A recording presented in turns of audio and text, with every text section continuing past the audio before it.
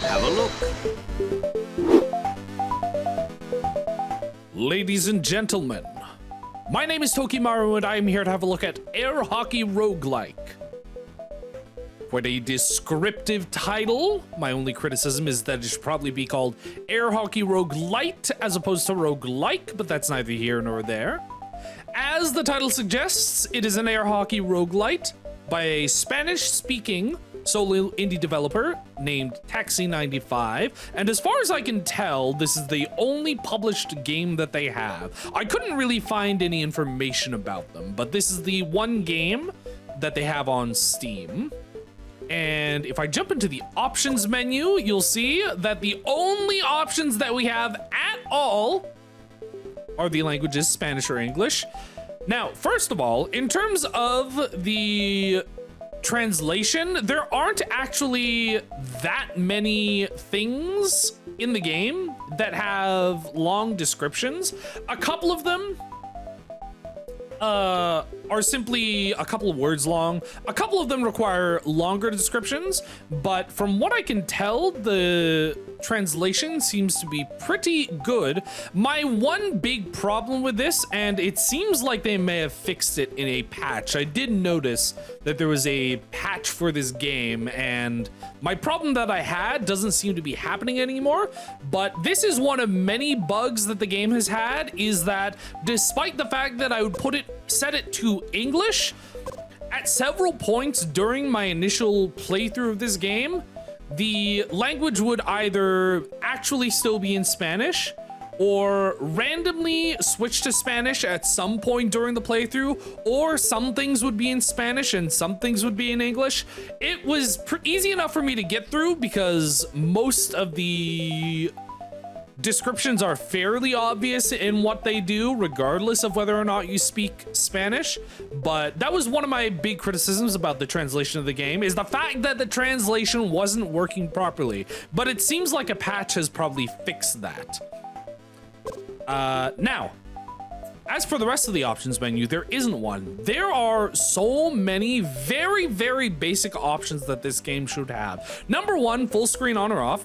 Number 2, resolution options.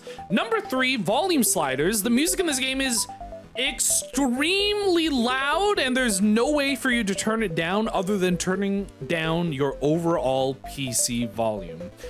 Not only that, there are very few songs in this game. It's a very, very basic game. I hazard to guess that this may be the developer's first game. And they probably don't have that many resources in terms of getting game music, but there are very few songs, they're very loud, and they can get very annoying over repeat playthroughs. So some volume sliders should be necessary. We don't actually have any rebindable controls. This game is only playable with controller. You absolutely, under no circumstances, can you play it with mouse and keyboard. Initially, I was a little bit disappointed because it feels like this game would be the perfect mouse-driven game, but I will explain why that's actually not true once I get into this game.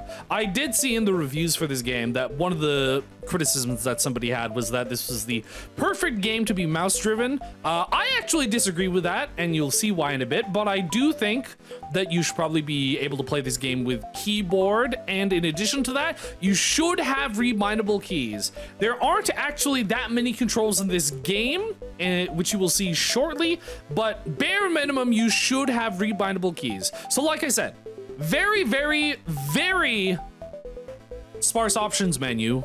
I hazard to say non-existent, with the exception of the Spanish and English language. So there's a lot of necessary options that are missing there. I will start the game for you and show you what we have. This is a very retro, very pixel art game. The color palette is interesting. It's very muted, and I think I've seen some people say it's very bland. I do think that it is a very good, I don't know if I would say accurate representation of very, very, very early game consoles, pre-NES even. I think it's a very good color palette for the time that it's emulating. I actually think it's quite good. It's not too harsh on the eyes. I really like the color of cream that they chose for the background, so it's not pure white. But yes, it's very, very, very simple, very, very retro. We have a CRT filter over the screen. Oh, also, you should probably have an option in the options menu to turn that on or off, because it can be a little bit harsh on the eyes once you've been playing this for a little while. You can see there's a little bit of chromatic aberration. But after playing this for a while, I do think I would appreciate the option to turn that on or off. But other than that, it's not too displeasing. The overall art in this game is extremely simple. All of the art in this game is extremely simple. And the game is pretty cheap, though I have seen more complex and interesting art in other comparably priced games. But given how cheap this is, it's about $2.99 on Steam or your original equivalent. Given how cheap it is, I don't think I am too perturbed by that. But I do think that this game could have been worked on a little bit more to have a little bit more diversity in terms of assets and gameplay, as we see in a minute. So we only have a few controls. We have number one, you can move around with your left stick. You can see that at the very beginning of the game, we actually move very sluggishly and slowly. But the game is actually bounced around that. And this is one of the reasons I think that this game couldn't have been made with mouse controls. Because with mouse controls, you're going to be the way that the, what would you call it? Not the puck, but your thing that you control. I don't actually know what that's called. The thing in air hockey. But the way that your character moves is very sluggish and slow. I think that would actually feel very bad with mouse, which is why I think this is optimal to play with a controller, even though I think there should be a keyboard option. So as you can see, we are moving very sluggishly and slowly. We have two buttons. We have an interact button that allows you to interact with things that you will find as we go through the game. And we have a dash button. This is to emulate the way you play air hockey, where you hit the puck pretty hard to try and get into your opponent's goal. But those are our two buttons. We have interact, which doesn't actually come up during the game, and we have a dash button. You can see in the top right corner, we have our 4 L and R buttons, which we can use for items, which we will gain throughout the game. Let's start with the game. The sound effects are pretty basic. Overall, there aren't that many sound effects, but they are pretty satisfying. I think they do a really good job emulating the general feel and experience of playing air hockey, as well as some more retro sound effects. Now, this is the game. It's very basic. It's just you, your opponent, your goal, trying to get the puck into the goal. The game is 2 minutes long. Or a round of the game is 2 minutes long. It is first to 7 points, or whoever has more points by the time you reach the time limit. Now, I actually think that the overall gameplay of this is extremely tense. They do a really good job, I think, emulating the feel of air hockey. Air hockey, I haven't played air hockey in a long time, but air hockey is such a fun, very physical feeling game. And because of how fast the puck moves and how easy it is to get a point scored on you unexpectedly, nice, let's go. It feels really tense and dangerous with every move.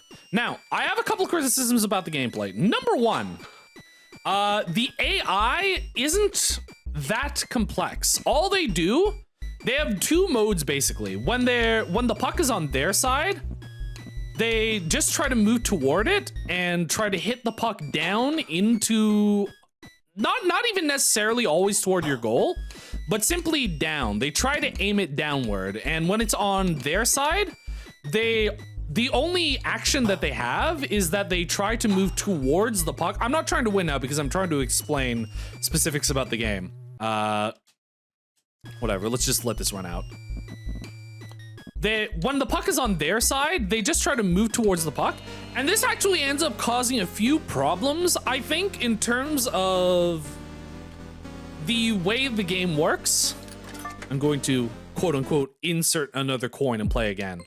It causes a few problems in terms of actual gameplay between you and the AI. This is a single player game. It's a roguelike game. So it's just you versus the AI.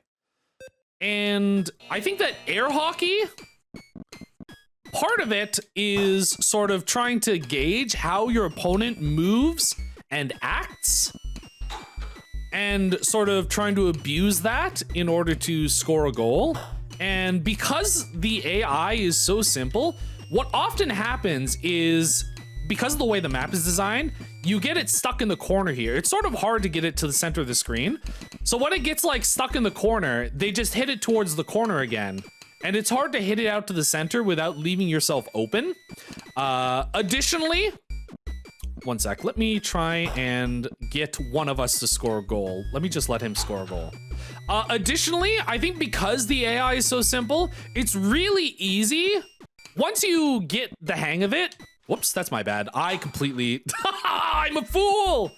But once you actually get the hang of understanding how the simple AI works, it's really easy to sort of figure out the best way to, I don't know if you would say cheese it, but it's really easy to figure out how the AI works. So what I like to do is I like to bump this here, and then I like to bump it into the center. Unfortunately, that didn't work out.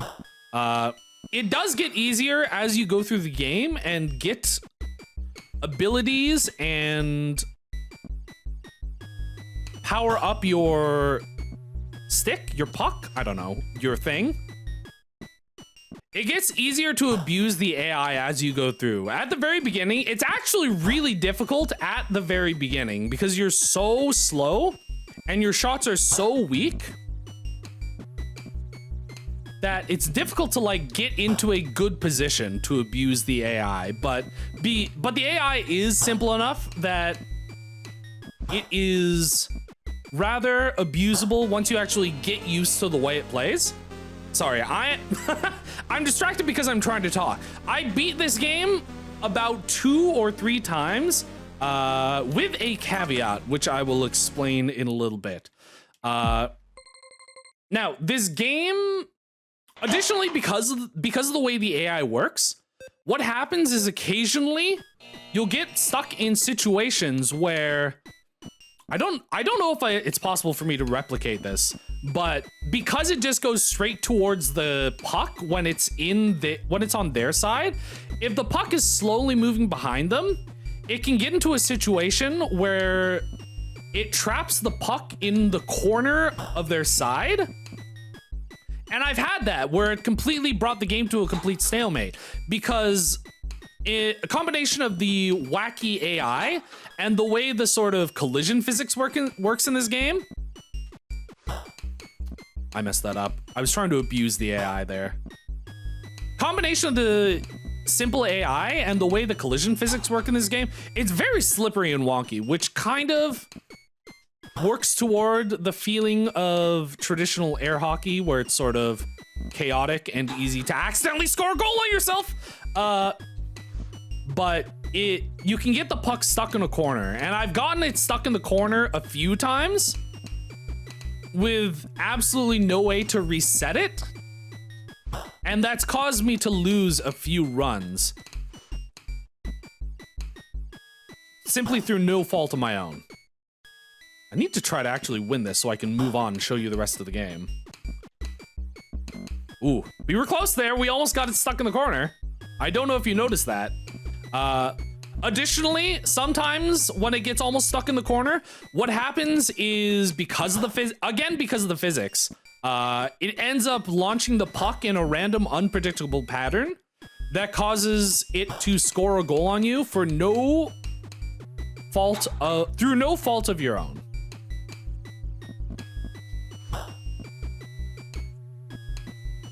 Ah, shoot, I'm dead. We need to get through this. So a little bit of a wonky AI, the game is a little bit buggy. It doesn't really have like because the AI is so simple, it doesn't really have problem solving in terms of sort of how to fix the placement of the puck and such. Oh, okay. So one of the things about this game, ooh, we almost got stuck in the corner.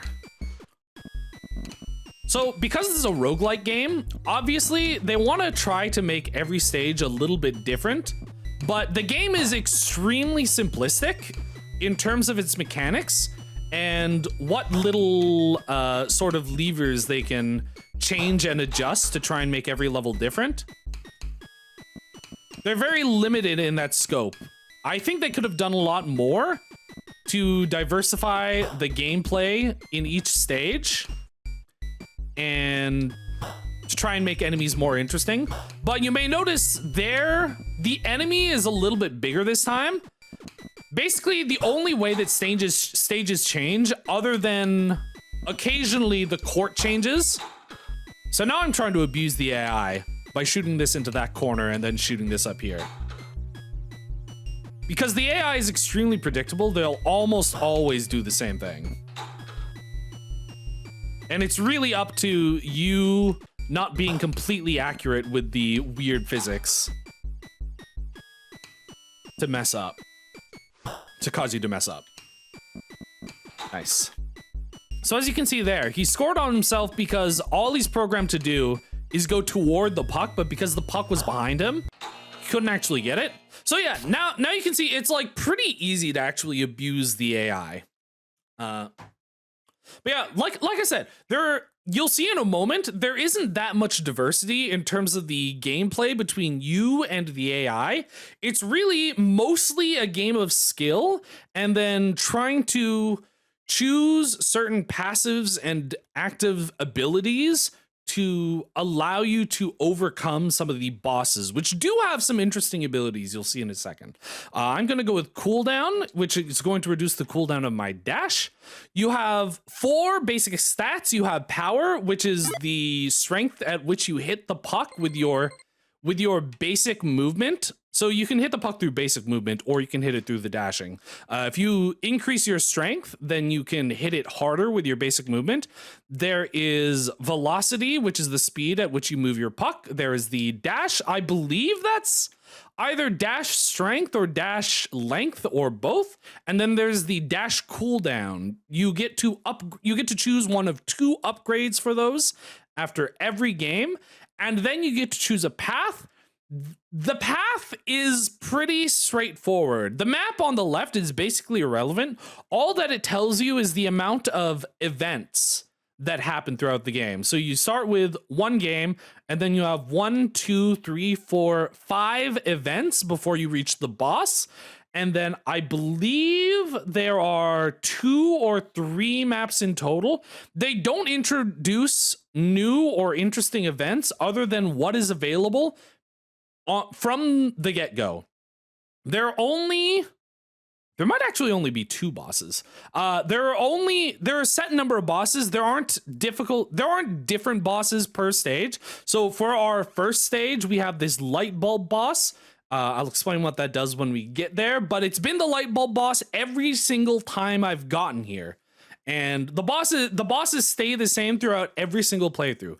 They don't do a lot in this game to actually diversify playthroughs other than randomly picking whether your events are A, a game, B, a money-making minigame, or C, a shop. Those are the only things you're ever going to be choosing between, and you're always going to be choosing between 2 things that are randomly determined. Sometimes it's just the same thing twice, but there aren't that many different kinds of events in this game.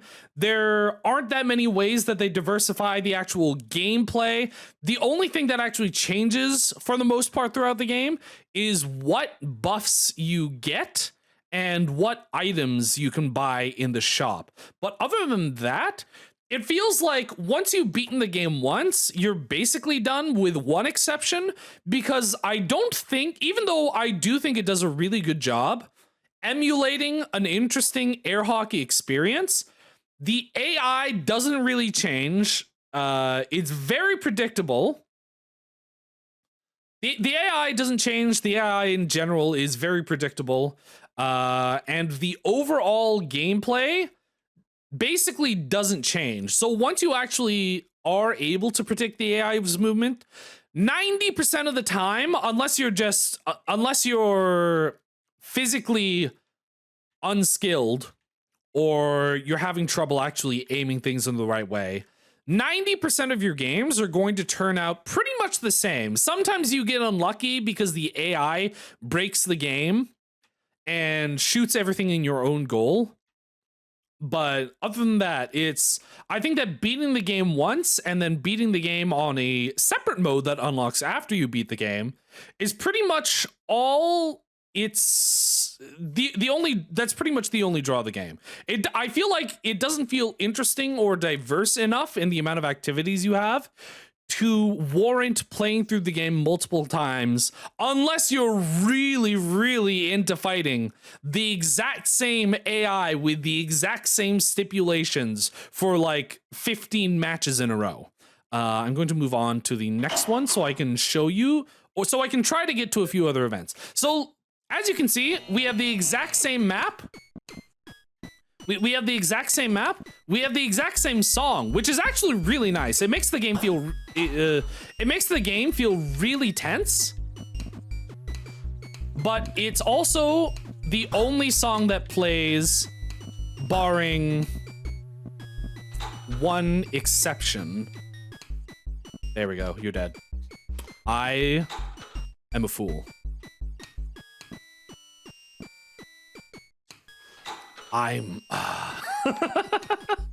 Of course, now that I'm on camera, I'm completely messing up. But before this, I was scoring 7-0 on most of my matches. It's a little bit difficult to talk and play at the same time. But yeah, once you actually get the hang of it, most of the games are going to play out the same. Just have to get through this. But yeah, sometimes you like get in a repetitive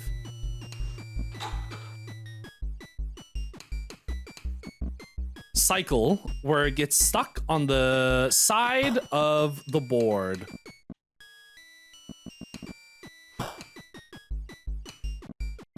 Ah, shoot.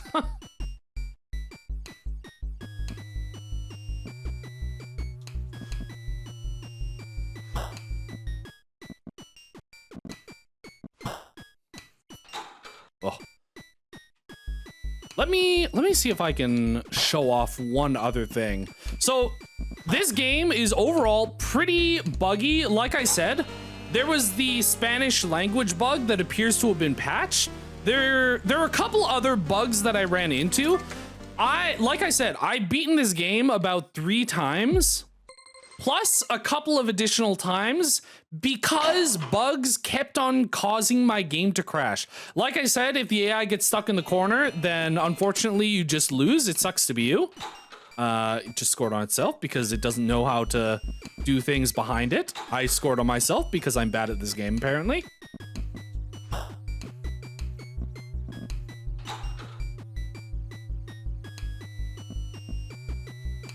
Ah, shoot.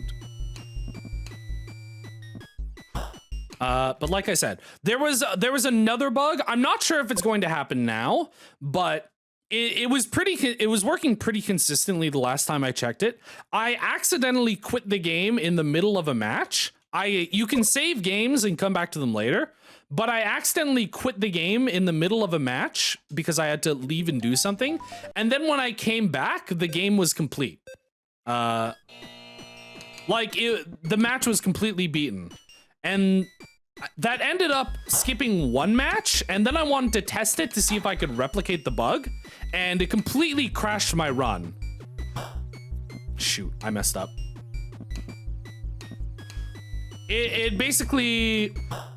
It caused the game to break, and I couldn't continue. It completely locked me out of being able to do anything.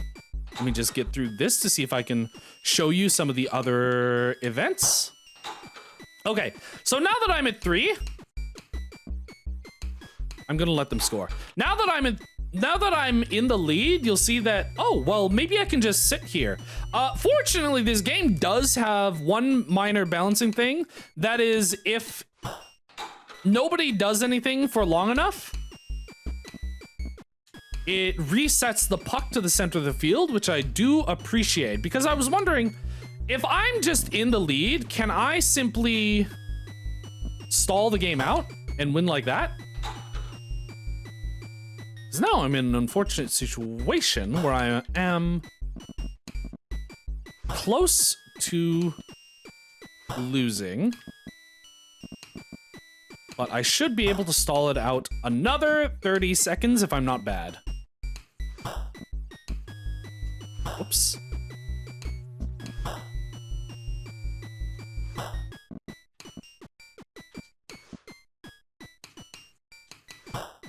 Come on. Nice.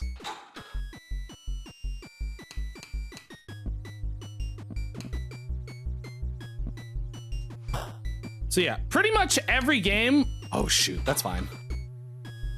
Pretty much every game will end up mostly the same, barring skill issues.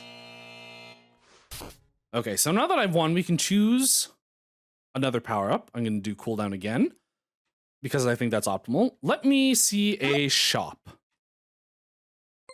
There we go, perfect. Okay, so like I said, the only 3 events in this game are games, shops, and money-making games. So here is the shop. You are presented with 3 options. You don't actually get gold from winning games. You only get them from money-making games, which I am lucky enough to show you in a second. Like I said previously, there was the translation bug, which caused all the text in this game to only be in Spanish. It seems to be fixed now.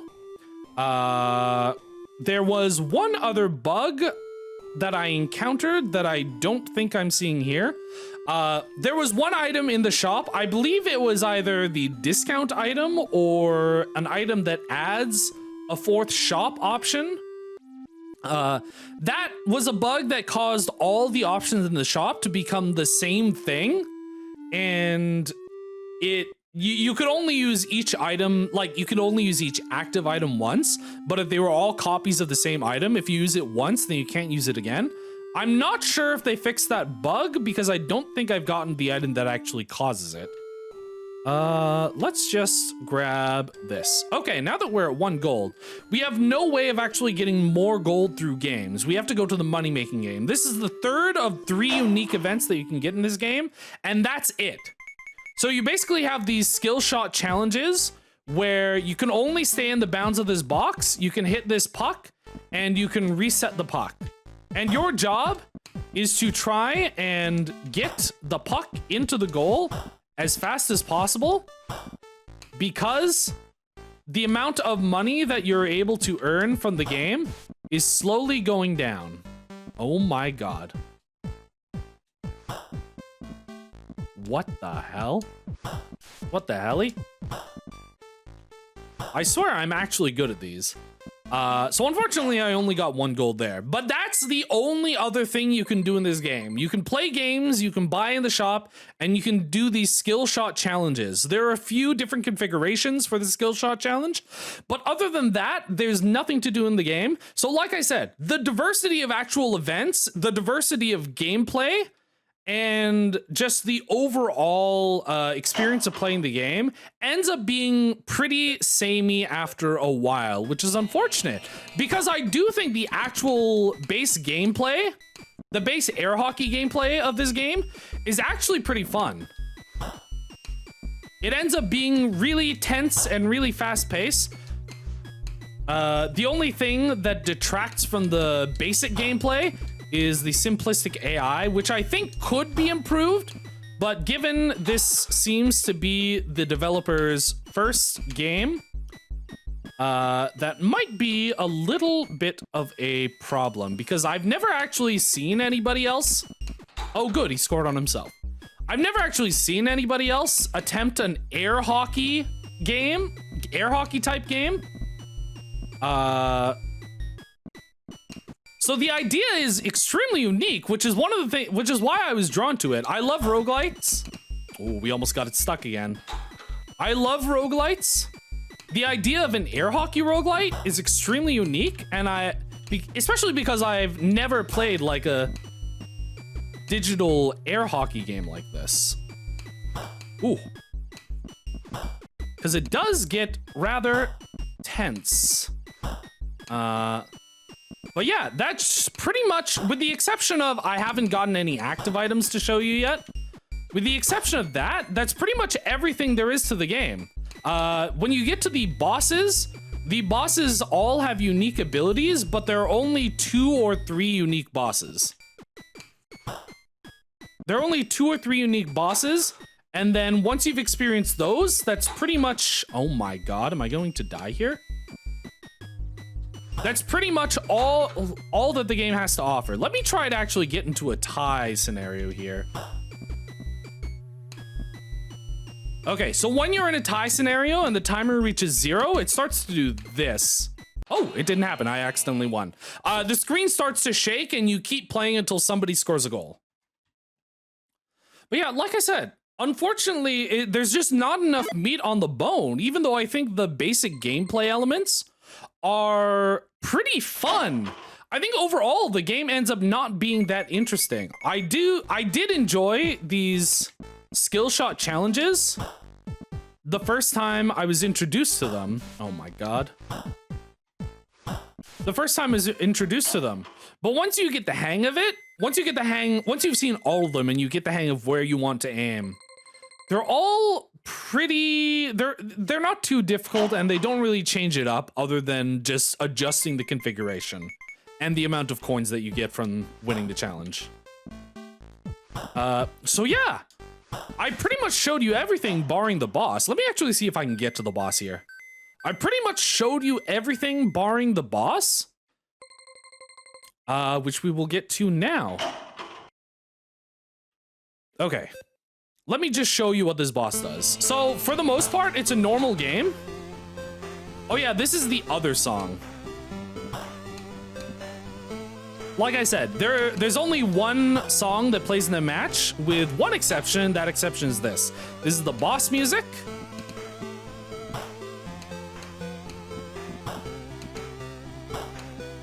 Let me just try to get through this without dying. Actually, I don't need to worry about winning because I basically showed you everything. These are the boss abilities. Occasionally, they'll use them. So this guy turns out the lights on your side. What's funny is, in the shop, there's actually an item that allows you to turn the lights back on once per game. The other bosses each have their own unique thing that they do. Unfortunately, for the most part, they aren't that difficult or interesting. And if I can get past this boss, I will show you one other... Oh, that was almost bad. One other thing that makes continuing to play through the game a little bit unique and interesting once you go into future stages, and that is the board layout. Since, like I said, there are like 3 stages to the game. And you move on to the next stage after beating the boss. And in each stage, there's a different board layout. There's this one. There's the second board, which just changes the shape of the board. I'm done. I'm not gonna bother with this. The second board layout just changes the shape of the board. The third board layout is a little bit interesting, where it gives you 2 nets. Unfortunately, because the AI isn't that smart, what ends up happening is it becomes extremely easy to score goals on the AI. It's more, oddly enough, it's more difficult to score goals on the AI when they only have 1 goal, and it becomes much easier once they have 2 goals that they actually have to defend, because they aren't smart enough to be able to go back and forth between both goals. But yeah, like I said, that's pretty much all there is to the game. Oh yeah, okay, so here's actually another bug we've encountered. I can't start again. I can't do anything. I am locked out of the game. The controls are completely frozen. So, like I said, overall, I think the basic gameplay is actually quite fun, and I'm disappointed this game isn't a little better, because even though I enjoy the air hockey aspect of it, there's not enough difference in terms of runs, boards, abilities, and events to make me consider playing it again and again, which is kind of what you want in a roguelite. You want it to be interesting and diverse enough that you want to play through it multiple times again and again and again. But it doesn't hold my interest. And the only other thing is once you beat the game, you unlock an Iron Man mode where if you get scored on once, you instantly lose the whole run. That's about it. That's the only gameplay change that you actually get. So that has been Air Hockey Roguelike. It is an interesting concept that unfortunately they don't go far enough with. It is riddled with several bugs that unfortunately makes the gameplay quite unstable, but it seems like the dev is still working on the game because there was that one patch that fixed the language issue bug. So hopefully they fix more of these actual gameplay ruining bugs like this one where I can't do anything. I have to close the game and restart it. This game is available for $2.99 on Steam or your regional equivalent. My name has been Tokimaru. Thank you so much for watching, and I will see you all next time.